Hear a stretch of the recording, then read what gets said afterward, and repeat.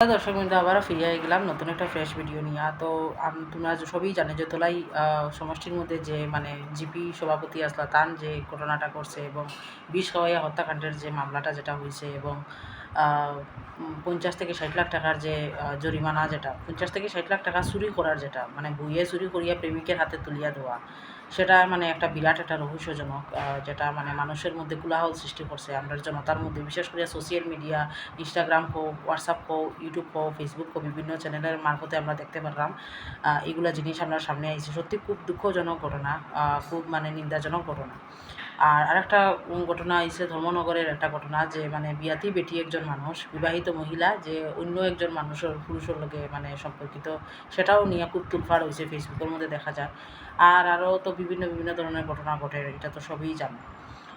তে তোমরা এই ঘটনার মধ্যে কমেন্টস নিশ্চয় করিও। আমার একটা ইউটিউব চ্যানেল আছে, এটা তো তোমরা খুব ভালোভাবেই জানো। আর ইউটিউব চ্যানেলের মধ্যে কমেন্টস করিয়া জানাইও যে এইগুলা ঘটনার পিছনে আসল কারণটা কীটা, এবং মেইন কারণটা যেটা, সেটা মানে এখন যে সমাজটারে দূষিত করে এবং সমাজটারে যে মানে প্রলোভিত করে অন্য মানুষের দিকে মানে ভালোবাসার টানটা গড়াইয়া তুলবার লাগিয়া, তো সেই জিনিসটার মূল উদ্দেশ্যটা কীটা হইতে পারে, এবং এই জিনিসটা করিয়া কতটুকু মানুষ সাকসেসফুল হয় এবং এই কতটুকু মানুষ লাভবান হইতেছে অন্য মানুষের জীবন বরবাদ করিয়া এবং অন্য মানুষের লাইফ নিয়ে সিনেমিনি খেলিয়া। তো নিশ্চয়ই এটা কমেন্টস করিয়া, কমেন্টসের মারফতে তোমরা জানাইবাই আশা করি।